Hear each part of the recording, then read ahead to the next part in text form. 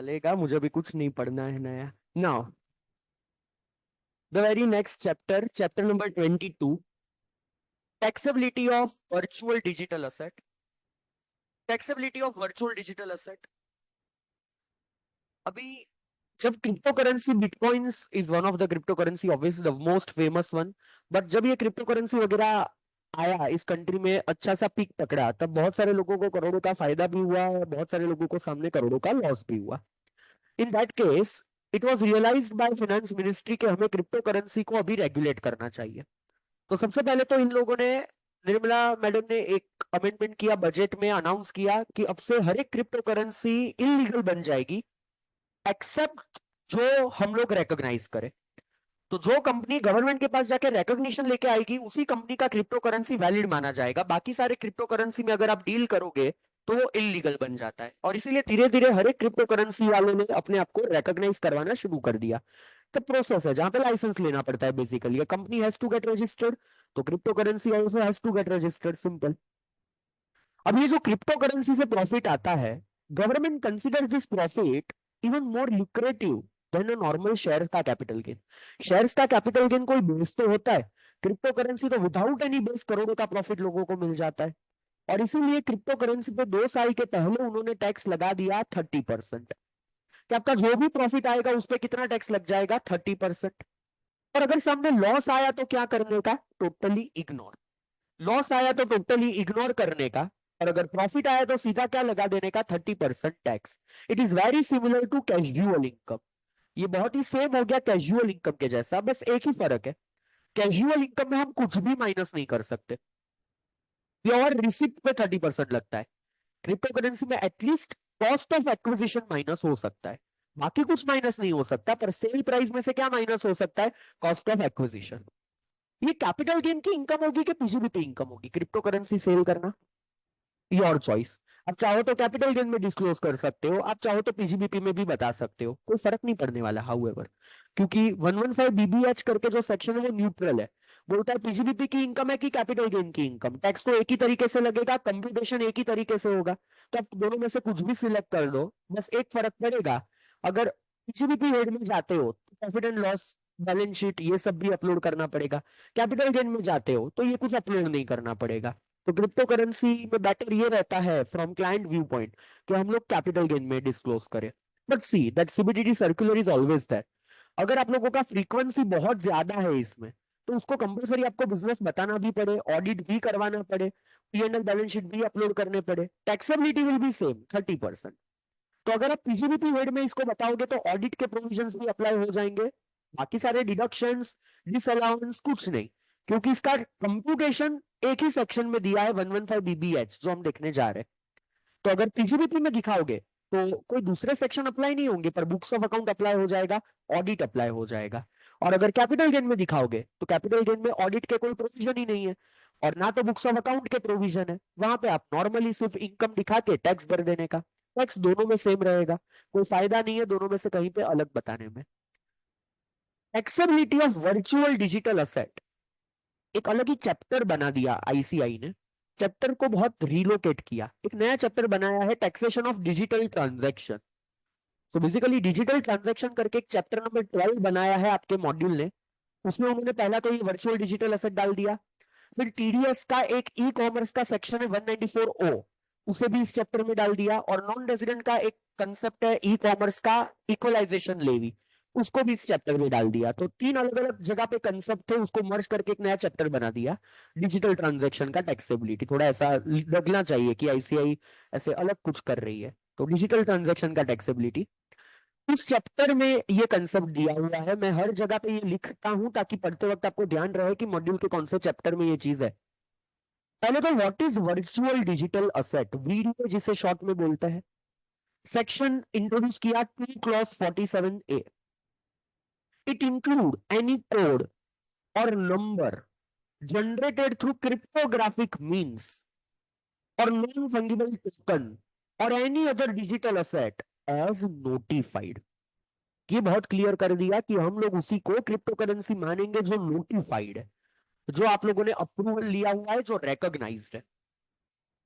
Non-fungible token means digital asset as will notified by central government.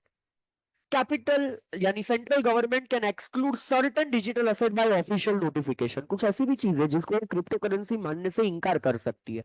For example पहला exclusion आया, Indian currency and foreign currency is not a virtual digital asset, क्योंकि by definition it could have been covered.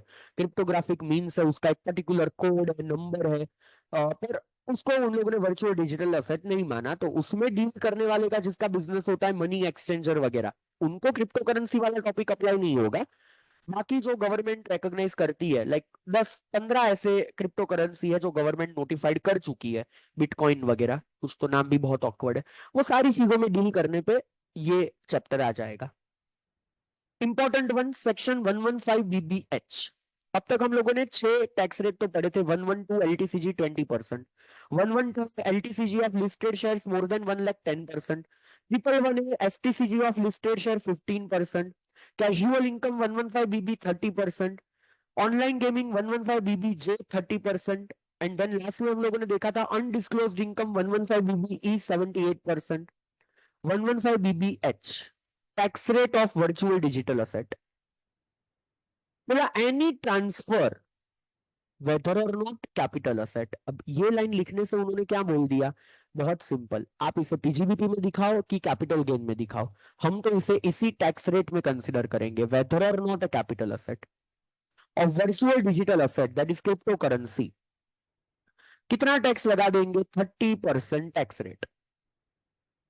Minus क्या हो पाएगा, सिर्फ cost of acquisition, no other expense. See वैसे capital gain में क्या होता है, full value of consideration minus expense in connection with transfer. यहाँ पे कोई expense in connection with transfer minus नहीं होगा। यहाँ पे जो आपका एफवीसी है उसमें से सिर्फ एक ही चीज माइनस होगी, कौन सी, कॉस्ट ऑफ एक्विजिशन। इंडेक्सेशन का बेनिफिट भी नहीं मिलने वाला, नो इंडेक्सेशन बेनिफिट अवेलेबल। यहाँ पे लिखना है तो भी लिख दो ब्रैकेट में, no indexation. Long term short term की बातें ही नहीं है, नो इंडेक्सेशन, सिर्फ कॉस्ट माइनस करने का, इंडेक्सेशन भी नहीं लेने का। Shifting benefit also not allowed like casual income. अगर 2.5 लाख की लिमिट बचती है तो बच जाने दो, हम तो इस पे टैक्स लगाएंगे। No loss can be adjusted against this income like casual income, दूसरा कोई लॉस इसके सामने माइनस नहीं हो सकता। If this transfer creates a loss it can not be set off any other income also, again like casual income. इसमें अगर loss होता है तो उसको कंप्लीटली क्या कर देने का, ignore. It can also not be carry forwarded. तो जैसे मैं बोला ये पूरा कैजुअल इनकम जैसा ही है, फर्क बस क्या, सेक्शन में एक एच लग गया और दूसरा वहां पे कॉस्ट माइनस नहीं हो सकता, यहाँ पे कॉस्ट ऑफ एक्विजिशन माइनस हो सकता है। अभी एफ का ये जो टैक्सेबिलिटी बदलने की बातें हो रही है, अगर बदला गया तो सिमिलर लाइक वाइज सेक्शन आएगा एक अलग, either PGBP or capital gain tax rate of F and will be as under करके, जहाँ पे सेम चीजें लिखी जाएगी। They don't have to work out anything, हमें लगता है कुछ अलग लेके आ रहे हैं, उन्हें कॉपी पेस्ट करना है, अल्फाबेट एक ऐड कर देना है आगे वाला, और यहाँ पे चीजें सेम ही रहती। ऑनलाइन गेमिंग में भी तो यही किया, 115 BBJ same kind of section is there, lines भी बहुत सिमिलर होती है, अगर आप सेक्शन पढ़ो तो लगेगा कॉपी पेस्ट करके कुछ चीजें ही बदली है, और ऐसा ही होता है। इलीगल थोड़ी है, इतना हार्श सेक्शन क्यों बनाया, वैसे तो कैजुअल इनकम भी कहाँ इलीगल है, बहुत सारे स्टेट में लीगल है ना, कैजुअल इनकम भी लीगल है, तभी तो लोग ओपनली ये सारी एक्टिविटी कर रहे हैं। हार्श इसलिए बनाया क्योंकि आपकी मेहनत की कमाई नहीं, आपको भी ऐसे ही बहुत सारा प्रॉफिट ऐसे ही मिल चुका है, तो गवर्नमेंट को भी टैक्स दे दो एज अ गुड सिटीजन, उसमें क्या। ओके, अभी मुझे क्रिप्टो करेंसी से इनकम होगी, मैं तो नहीं बताएगा गवर्नमेंट को, उसमें क्या। और इसीलिए गवर्नमेंट ने लगा दिया टीडीएस का प्रोविजन। कई सारे क्लाइंट होते हैं जो बोलते ही नहीं है क्रिप्टो करेंसी में डील हम लोग कर रहे हैं, पर हमें क्या पता चल जाता है 26 और एआईएस पे से, बिकॉज इसके लिए सेक्शन आ चुका है 194 एस टीडीएस। वो मैं टीडीएस में नहीं पढ़ाने वाला, यहीं पे साथ में पढ़ा रहा हूं। Is government discouraging virtual digital asset by treating the same as casual, obviously yes. Government is discouraging the same, क्योंकि ये किसी का करोड़ों का प्रॉफिट है तो सामने किसी का करोड़ों का लॉस भी तो है। तो आप, ये सेम गवर्नमेंट चाहती है कि आप रेगुलेटेड स्टॉक मार्केट में जाओ, not in the crypto currency market, simple, तो डिस्करेज ही कर रही है। अच्छा, section 194 S, TDS on the payment for transfer of virtual digital asset. whosoever will pay you the amount for your transfer of VDA, तो purchaser basically, purchaser यहाँ पे seller का TDS deduct करेगा 194S, सेक्शन 194S। कितना TDS deduct होगा? जो भी वो अमाउंट पे कर रहा है उसका 1%। It is a compulsory section by. TDS हर किसी को डिडक्ट करना पड़ेगा। यानी let's say I am a salaried person, as a salaried person मैं किसी के पास से क्रिप्टो करेंसी खरीदूं, मुझे भी टीडीएस डिडक्ट करना है, बिकॉज ये सेक्शन सैलराइड वगैरह को भी कवर करता है, टीडीएस डिडक्ट करने में बिजनेस वालों को भी कवर करता है। तो अगर आप क्रिप्टो करेंसी परचेस कर रहे हो, पेमेंट कर रहे हो, 1% टीडीएस काटने का कंपल्सरी जिम्मेदारी है under section 194S। Rate any person paying to resident, underline this, non resident को पेमेंट करते वक्त 194S नहीं आता, 195 आता है। फॉर नॉन रेजिडेंट सेक्शन 195, वो कॉमन सेक्शन है पर स्पेसिफिक नहीं है।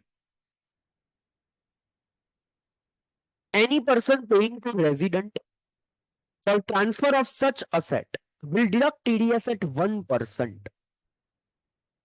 Now, what is the threshold? Threshold is very important in this. If such amount is paid by individual HUF whose last year turnover is less than or equal to 1 crore, जिसे मैं प्यार से अचीज वाले लोग बुलाता था, अचीज यानी वो पर्सन जो इंडिविजुअल HUF नहीं है, या तो इंडिविजुअल HUF है पर लास्ट ईयर का टर्नओवर बिजनेस है तो 1 करोड़, प्रोफेशनल है तो 50 लाख से ज्यादा। यहाँ पे कौन से इंडिविजुअल HUF की बातें हो रही है? जिसका लास्ट ईयर का टर्नओवर 1 करोड़ से कम, या तो प्रोफेशनल है तो क्या लग जाएगा 50 लाख से कम, या तो उन लोगों की बीजीबीपी इनकम ही नहीं है। वो अगर किसी को पेमेंट करेंगे तो थ्रेशोल्ड आएगा 50,000। Now what do I mean by the word threshold? अगर अप टू 50,000 पेमेंट करोगे तो टीडीएस नहीं आएगा। व्हाट इफ 51,000 का पेमेंट है? पूरे पे टीडीएस आएगा, पूरे पे टीडीएस आएगा, सिर्फ एक्सेस पे नहीं। In any other case threshold will be 10,000। तो यहां पे हमें यह देखना है कि who is the buyer, who is the buyer. अगर बायर जो है वो एनी अदर पर्सन है, या तो बायर हो सकता है इंडिविजुअल HUF। अगर बायर एनी अदर पर्सन है तो what will be the threshold over year? 10,000। वो 10,000 के ऊपर पेमेंट करेंगे उन्हें टीडीएस डिडक्ट करने का आ जाएगा। एनी अदर पर्सन जो है उसके लिए थ्रेशोल्ड है 10,000। अगर बायर है इंडिविजुअल HUF तो अगेन दो बातें हो सकती है, या तो ये जो इंडिविजुअल HUF है, तू शर्मा गया तू, ए भाई,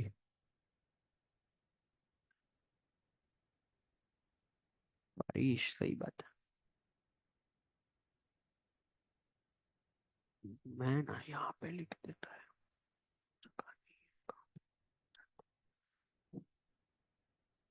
okay, so that person can be any other person or individual HUF। अगर एनी पर्सन है तो थ्रेशोल्ड विल बी 10,000।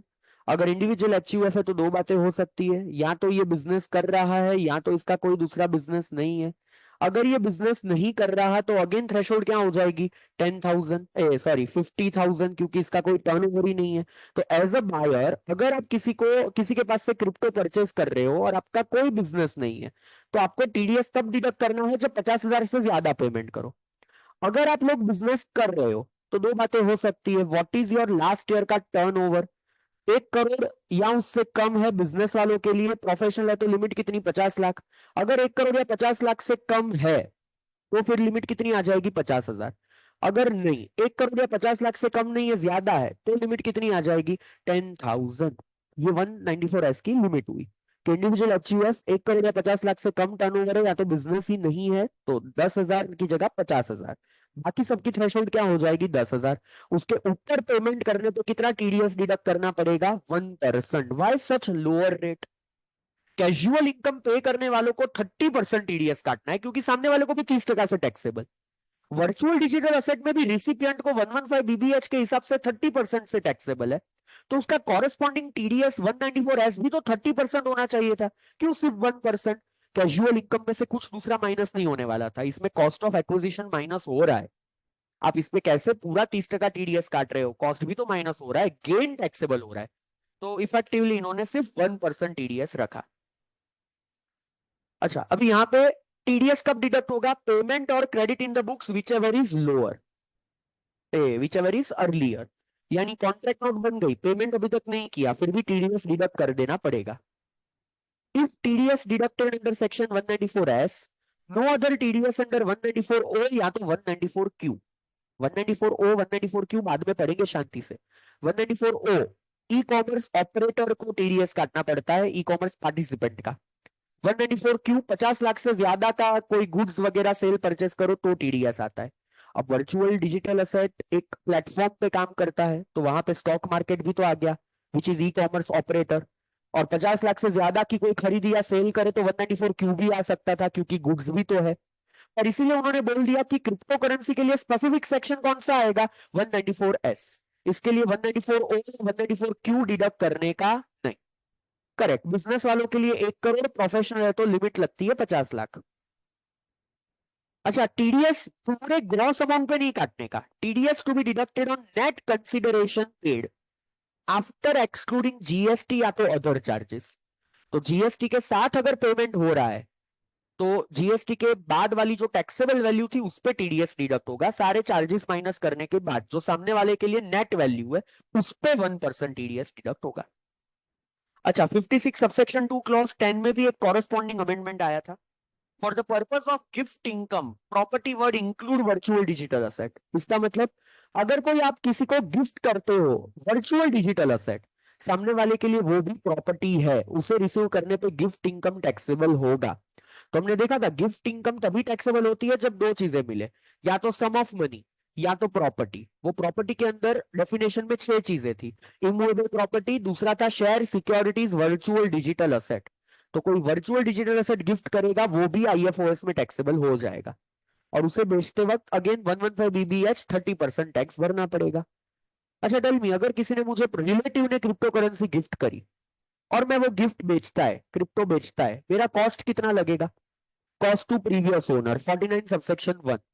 पर अगर गिफ्ट मिलता है तो मुझे आईएफओएस में टैक्सेबल हो गया, और बाद में वो गिफ्ट मैं बेचता हूं, मेरा कॉस्ट कितना?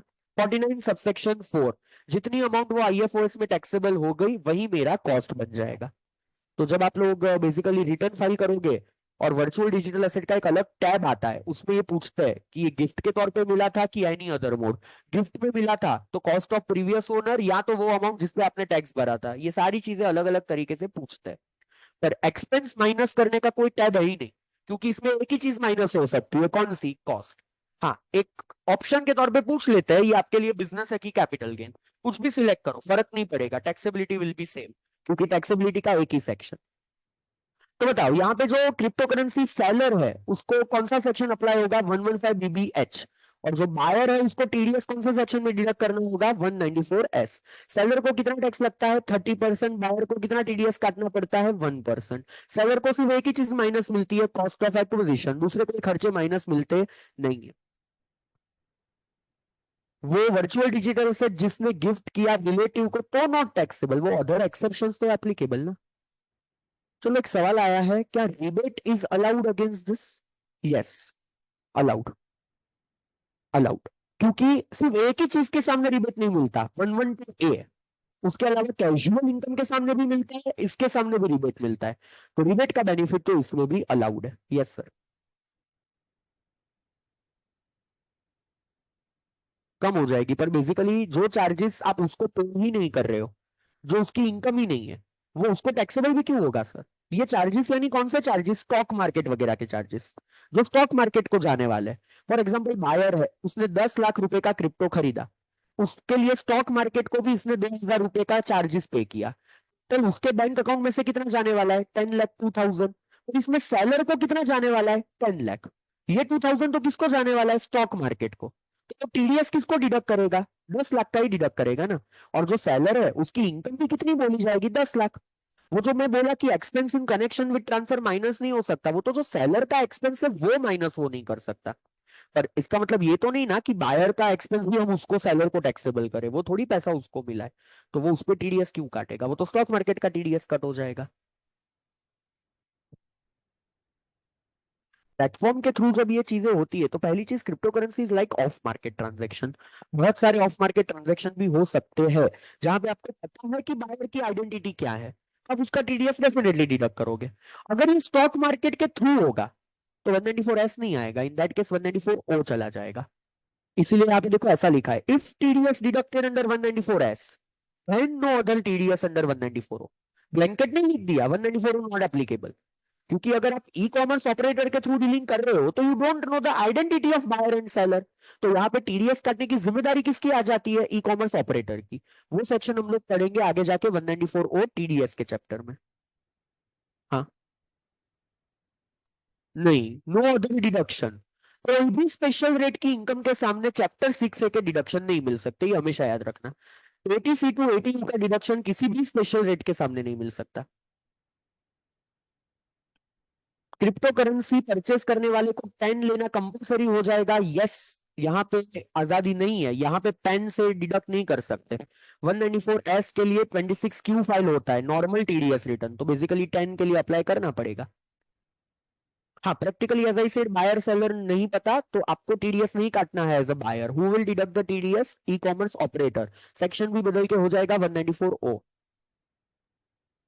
Now based on this we have to refer into 123।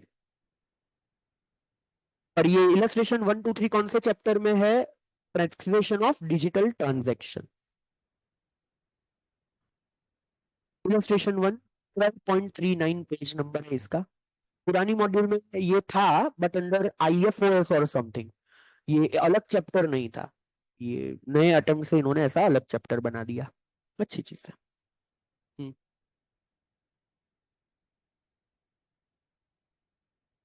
अच्छा, बिफोर आई सॉल्व दिस आप लोग एक बार वो पूरा पेज एक बार पढ़ो अच्छे से, बिकॉज ये सब सबका मर्जर है उस पूरे पेज का। यस,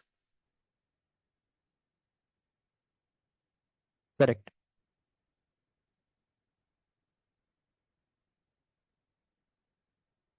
तो सर हर एक सेक्शन में ये प्रॉब्लम नहीं है। आप जब कोई भी चीज का पेमेंट करो, सामने वाला रेजिडेंट है तो ही मेन सेक्शन आता है, नॉन रेजिडेंट है तो दूसरा सेक्शन आता है। तो in that case you have to ask first ना योर रेजिडेंशियल स्टेटस। आप तो नॉर्मल टीडीएस ही डिडक्ट करोगे, वो सामने से बोलेगा मैं नॉन रेजिडेंट है, मेरा ये सेक्शन में टीडीएस डिडक्ट मत करो। बायर की ड्यूटी नहीं है, बायर तो नॉर्मली टीडीएस काटने चला जाएगा। बट देन सेलर सामने से बोलेगा कि मैं नॉन रेजिडेंट है तो ये सेक्शन नहीं आएगा, वगैरह वगैरह।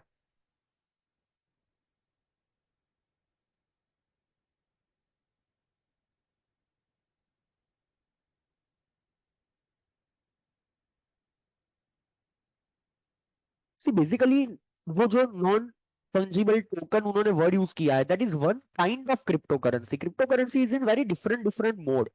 वो टोकन के फॉर्म में आ सकता है, लाइक डिजिटल सिग्नेचर कैसा टोकन के फॉर्म में आता है।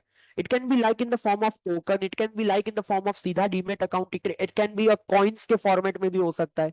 But that is not yet इतना एग्जाम्पल इसके नहीं है, क्योंकि वो अभी तक गवर्नमेंट ने नोटिफाई नहीं किया है वो token. We have bitcoins in the example, we have other virtual digital asset, but ये अभी तक नोटिफाइड नहीं हुआ है ज्यादा। ओके, देखते हैं कुछ क्वेश्चंस आईसीआई के जल्दबाजी में बने हुए और थोड़े गलत क्वेश्चन आंसर्स। क्यों? मैं समझाता है और मैं बहुत सही भी है उसमें। बहुत ही कम ऐसे मौके होते हैं जो आईसीआई को गलत बोलने पर बोलना पड़ता है जब टोटली कुछ चीज गलत है। Compute income tax payable by mister Abhinav, aged 32 years, who has the following income: interest on fix deposit with SBI gross 1,10,000। ये तो आईएफओएस इनकम हो गई, but what is the meaning of the word gross? TDS deduct हुआ है और interest income पे 10% TDS deduct होता है, यानी यहाँ पे कितना टीडीएस मेरा ऑलरेडी डिडक्ट हुआ होगा? 11,000। हाँ, पर इनकम है 1,10,000। Interest on saving bank account with SBI 15,000। Okay. Consideration received for transfer of virtual digital asset VDA valid short form 62,000। Cost of acquisition 21,000। Expense on transfer of virtual digital asset 1,000। सबसे पहली गलती ICI की, consideration received 62,000, but still in the answer they have consider it being a gross value. मैं ऐसा consider ना करूं। अगर word लिखा है रिसीव्ड तो ये हुआ नेट ऑफ टीडीएस, हमें इसका ग्रॉसिंग अप करना पड़े कि 1% टीडी, क्योंकि 50,000 से ज्यादा का पैसा है, कोई भी हो सामने वाला क्या फर्क पड़ता है? सैलराइड हो तो भी 50,000 की लिमिट लगती है, अदर है तो 10,000 की लिमिट लगती है। तो रिसीव्ड वर्ड आया जब, इसका मतलब टीडीएस काटने के बाद है। और मैं, मेरा इंटरप्रिटेशन नहीं है ये, आईसीआई ने हर एक पेपर में ऐसा किया है। कोई भी दूसरी इनकम में रिसीव्ड वर्ड लिखा हो यानी ग्रॉसिंग अप कर देने का, यहाँ पे नहीं किया है। हमारा आंसर इनके साथ मैच करने के लिए हम भी ऐसा नहीं करेंगे, ग्रॉस मान लेते हैं। पर अगर एग्जाम में आता है तो रिसीव वर्ड पढ़ के सबसे पहले तो आप क्या करोगे? ऑलवेज ग्रॉसिंग अप करोगे। कंप्लीट टोटल इनकम इसकी।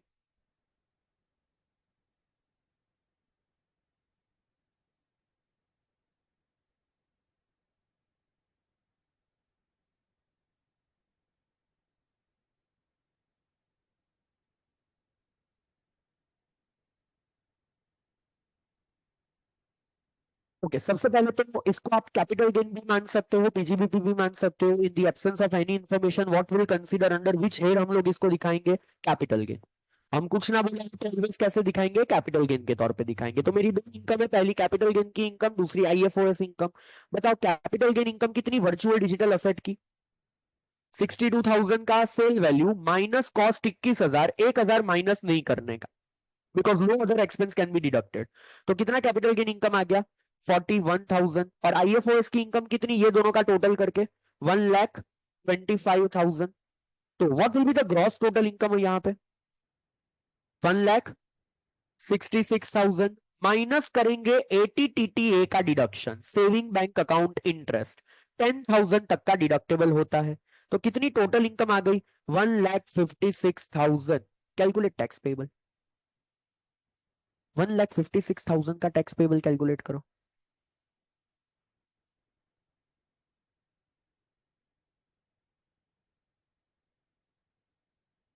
80 TTB is for resident senior citizen, TTA is for all।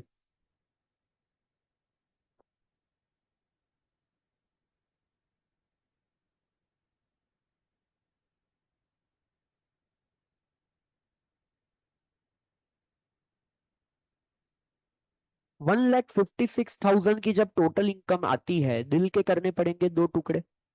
156 में से दो टुकड़े होंगे, पहला क्या होगा, जनरल इनकम, दूसरा होगा special income. General income, special income, special income कौन सा, 115BBH, कितना रुपया, 41,000। तो जनरल इनकम कितनी हो गई, 1,15,000।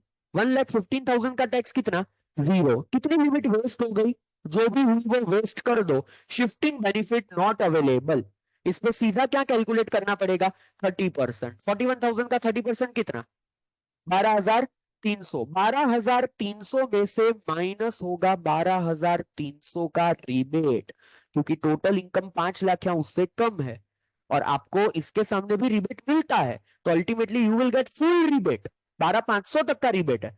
फिर अच्छा नई रिजिम है तो भी 25,000 तक है। अल्टीमेटली कितना टैक्स आएगा, जीरो, प्लस 4% सेस भी, वो तो जीरो ऑब्वियसली। पर दो टीडीएस ऑलरेडी डिडक्ट हो चुके, दो।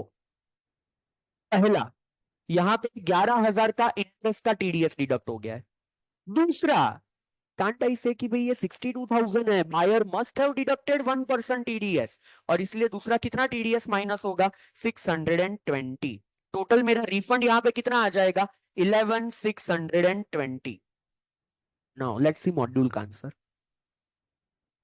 हाँ, उन्होंने भी अज्यूम किया है 62,000 का 1% टीडीएस 620 डिडक्ट हो गया, और वो माइनस भी किया। तो ऊपर भी एक्चुअली ग्रॉसअप करना था पर नहीं किया गलती से, दैट इज ओके। 11,000 का टीडीएस भी है। नेट टैक्स पेएबल उन्होंने क्या बोला, बोला 12,300 का tax plus 4% cess minus TDS. What they forgot, rebate. Rebate answer में वो लोग भूल गए हैं, एंड लिटरली भूल गए हैं। देयर इज नो प्रोविजन के 115 बीबीएच के सामने रिबेट नहीं मिलता। इनकम टैक्स यूटिलिटी अलाउ करती है, इनकम टैक्स रिटर्न अलाउ करता है, 143(1) का ऑर्डर अलाउ करता है, 115 बीबीएच के सामने रिबेट माइनस मिलता है। जब भी मेरे ऐसे कोई भी व्यू लेक्चर में आए और अगर वो मॉड्यूल से थोड़े भी अलग है, don't show me any articles on the Google, don't show me that. Clear tax हो गया, टैक्समैन हो गया, कोई भी तरीके का सीए क्लब इंडिया हो गया, आर्टिकल्स नहीं बताने के। डायरेक्ट बताओ, या तो इनकम टैक्स यूटिलिटी से कोई भी चीज का स्क्रीनशॉट बताओ, तब जाके वो यकीन किया जाएगा, तब तक वो चीज वैलिड नहीं मानी जाएगी। यहाँ पे डायरेक्ट मेरे व्यू को सपोर्ट करता है, रिबेट इज अवेलेबल। 143(1) के ऑर्डर्स, इनकम टैक्स की यूटिलिटी भी इसके सामने रिबेट देती है, और इसीलिए यहाँ पे याद रखना रिबेट मिलता है। ICI has forgot to take the rebate in this answer. अगर हम लोग यहाँ पे रिबेट का व्यू ले ले, जो लेना ही है, तो यहाँ पे रिफंड आ जाएगा 11,1,620। एग्जाम में भी कंपलसरी रिबेट लेना है, क्यों, आईसीआई ने कहीं पे अपना ओपिनियन नहीं लिखा है कि वर्चुअल डिजिटल के सामने रिबेट नहीं मिलता। आप पूरा ये चैप्टर पढ़ लेना, कहीं पे नहीं लिखा रिबेट के बारे में कुछ भी, डायरेक्ट पढ़ लो। वर्डिंग्स पकड़ना, 87A सेक्शन ने बोला 112A के सामने रिबेट नहीं मिलता, दूसरा कोई सेक्शन मेंशन नहीं किया। जब तक वो मेंशन नहीं करता, हम कैजुअल इनकम के सामने भी रिबेट लेते हैं, इसके सामने भी रिबेट लेंगे। तो rebate is available, definitely available. I am not taking any different view of ICI. इस क्वेश्चन में आईसीआई की मिस्टेक है कि उसने रिबेट नहीं लिया, they forgot to deduct rebate. इल्लू 2, compute income tax payable by Siddhant. Better question है। Aged 24 years, who has the following income. और ऐसा होता है आईसीआई की ढेर सारी ऐसी मिस्टेक्स है जो आईसीआई दूसरे मॉड्यूल में सुधारती है। फॉर एग्जांपल, एक अटेम्प्ट पहले की मॉड्यूल में 2-3 जगह पे राउंडिंग ऑफ आईसीआई भूल गई थी, जो नए अटेम्प्ट में उन्होंने खुद से सुधार के राउंड ऑफ कर दिया। एक अटेम्प्ट में उन्होंने डिडक्शन जीटीआई तक रिस्ट्रिक्ट नहीं किया था, दूसरे अटेम्प्ट में उसको रिस्ट्रिक्ट कर दिया और नोट डाल दी कि it will be maximum up to GTI. तो बहुत सारी जगह पे इंसान है, गलतियां होती है, उसमें क्या मशीन थोड़ी है। Compute income tax payable by Siddhant. Income from salary computed 8,40,000। Interest on saving account with Axis Bank 12,000. Consideration received on transfer of virtual digital asset to Mr. Harsh 50,000. Okay, यानी सबसे पहले तो बायर हो गया हर्ष, सेलर है सिद्धांत। Cost of acquisition of virtual digital asset 5,000। आगे बोला है, अच्छा यहाँ पे भी बाय द वे वर्ड क्या है, रिसीव्ड। पर mister Harsh is employed with ABC limited और monthly salary of 50,000। In addition he has an interest on saving bank account with SBI. Buyer की इनकम जान के मैं क्या करूं, बहुत कुछ। बायर की इनकम जान के ये पता चल रहा है कि उसका बिजनेस नहीं है। इंडिविजुअल जिसका बिजनेस नहीं है उसको टीडीएस तब डिडक्ट करना है जब वो पेमेंट कितना करे, 50,000 से ज्यादा। थ्रेशोल्ड ऑलवेज ग्रेटर देन होती है, और इस बायर ने हमें एग्जैक्ट 50,000 पे किया। तो कहने से इसने टीडीएस डिडक्ट किया होगा, नहीं, इनडायरेक्टली टीडीएस भी पूछ लिया। तो बेसिकली यहाँ पे टीडीएस डिडक्ट नहीं हुआ है। तो यहाँ पे जब उन्होंने रिसीव्ड लिखा इट इज प्रॉपर, कि भाई टीडीएस भी नहीं डिडक्ट हुआ है, तो ग्रॉसिंग अप भी क्यों करने का, नहीं करने का, बराबर है। तो यहाँ पे टीडीएस 10,000 की लिमिट नहीं आएगी, 50,000 की आएगी, क्योंकि बायर जो है वो सैलराइड है। Mister Siddhant has not exercise the option to shift out of 115 BSE, old में रह रहा है। Ignore TDS on other income other than VDA. तो वीडीए का भी तो टीडीएस नहीं है क्योंकि थ्रेशोल्ड से कम पेमेंट हुआ। Calculate total income and tax liability, old regime. Sorry मैंने, अच्छा sorry, Siddhant has not exercise the option to shift out of 115 BSE.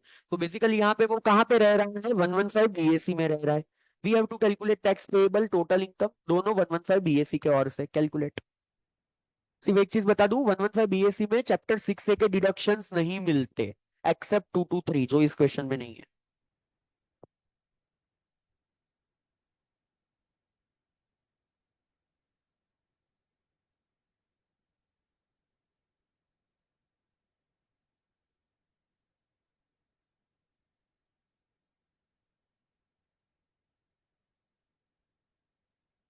वो आटली इंफॉर्मेशन पहली बायर नहीं है।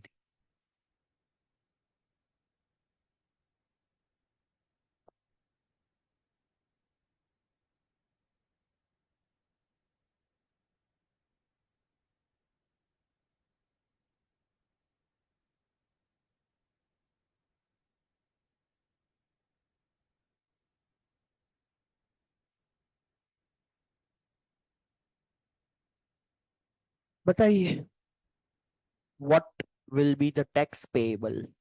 डरिए मत, बताइए, सही होगा अभी, इसमें क्या गलत। ना तो टीडीएस है ना तो रिबेट है, क्योंकि टोटल इनकम 7 लाख से ज्यादा है, तो रिबेट भी नहीं है 115 बीएसई का। इसमें हमारा आंसर और आईसीआई का सेम ही आना चाहिए। सबसे पहले तो सैलरी की इनकम हो गई 8,40,000, सेविंग अकाउंट इंटरेस्ट हो गया 12,000, कैपिटल गेन की इनकम हो गई 45,000, सेल माइनस कॉस्ट। जो भी जीटीआई है वही बन जाएगा टोटल इनकम, क्योंकि 80 टीटीए का डिडक्शन 115 बीएसई में नहीं मिलता। What is the total income over here, 8,97,000। इसको कर देने के दो टुकड़े, general income special income. Special income कौन सा section, 115BBH।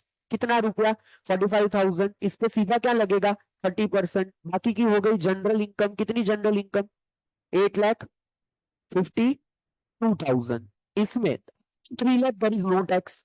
3 lakh to 6 lakh 5% यानी 15,000। 6 लाख से लेकर बाकी का जो 852 है उस पे लगेगा 10%। Indirectly what will be the basic tax over year? 40,200। तो और 45,000 का 30% कितना आ गया? 30,000, 13,500। What will be the total basic tax? 53,700 plus 4% cess, because there is no rebate. Total income 7 lakh से ज्यादा है। 55,850 और यहाँ पे टीडीएस भी माइनस राउंडेड ऑफ करके 55,850। एटीटीटीए नहीं आएगा बेटा, 2 बार बोला है। 115 बीएससी है, सुनो एक बार में। 115 बीएससी में एटीटीटीए नहीं आता, तो यहाँ पे 55,850 का टैक्स पेएबल और कोई टीडीएस भी नहीं है। तो सिंपल क्वेश्चन था ये। रिबेट और टीडीएस के बगैर वाला क्वेश्चन सिंपल होता है। इल्लू 3, compute the tax payable by mister Raj aged 32 years. Business, अच्छा ओल्ड रिजिम में जाता तो क्या फर्क पड़ता? एटीटीटीए आता और टैक्स रेट बदल जाते जनरल इनकम के। रिबेट तो वहां पे भी नहीं मिलता 5 लाख से ज्यादा। बिजनेस लॉस है राज का 3,18,000। Interest on fix deposit with HDFC bank 18,000। Consideration received on transfer of virtual digital asset 4,20,000। Cost of acquisition of virtual digital asset 20,000। यहाँ पे भी सेल वैल्यू कितना मिला है? 420, जो किसी भी थ्रेशोल्ड से ज्यादा है। तो what is the general assumption? TDS deduct हुआ है।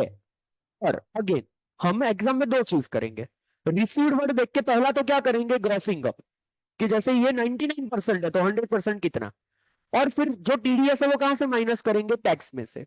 What ICI has done in this question, grossing up नहीं किया है, सिर्फ क्या किया है? टीडीएस टैक्स में से माइनस किया है। तो हम भी वैसा ही करेंगे अपना आंसर टैली करने के लिए। बताओ कितना आंसर आएगा यहाँ पे? What will be the tax payable?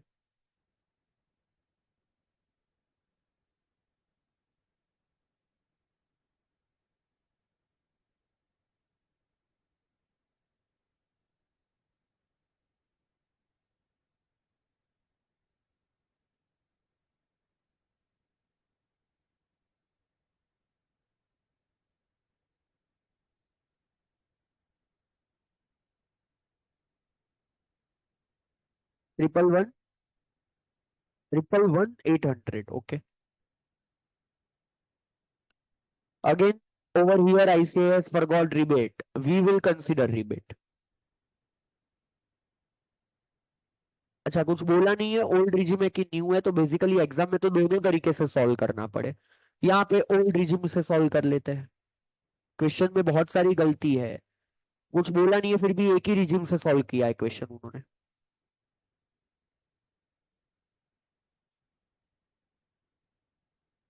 Business के लॉस को कंसिडर करना।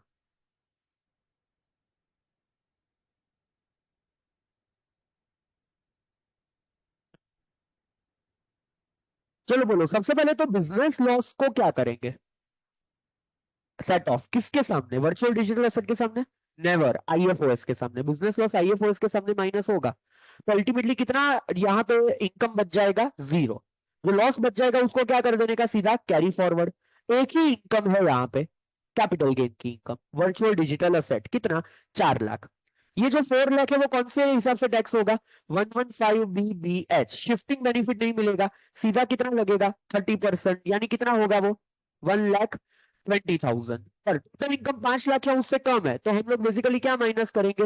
रिबेट। कितना रिबेट माइनस करेंगे यहाँ पे? 12,500। सो बेसिकली कितना हम लोगों का यहाँ पे टैक्स रह जाएगा? 1,07,500 प्लस क्या करेंगे? 4% सेस, कितना? 1,11,800 माइनस करेंगे टीडीएस। कितना टीडीएस? 4,20,000 का 194 एस 1%, कितना? 4,200। तो our tax payable will be what? 107,600। What they have done? Simple, 120 plus 4% says 124,800 minus 4,200 का TDS 120,600। What they have forgot is rebate। 87 का रिबेट उन्होंने यहाँ पे माइनस नहीं किया है। अगर यहाँ पे 115 BSC फॉलो करते तो कितना माइनस हो जाता रिबेट? 25,000। पर क्वेश्चन में उन्होंने ना तो ओल्ड रिजिम लिखा ना तो डिफॉल्ट लिखा, और रिबेट का भी कुछ इंपैक्ट नहीं किया, तो उनका आंसर ओल्ड न्यू दोनों में सेम रहेगा, because they have ignored rebate. But अगर यही चीज आप इनकम टैक्स यूटिलिटी में एक्सप्लेन करोगे, rebate will be taken and it has to be, 115 BBH के सामने रिबेट मिलता है और वो लेना भी पड़े। ओके। एफडी इंटरेस्ट के सामने अगर आप रेजिडेंट सीनियर सिटीजन हो तो एटीटीटी बी का डिडक्शन होता है, बट अगर सीनियर सिटीजन हो करना नहीं हो पाता। यस।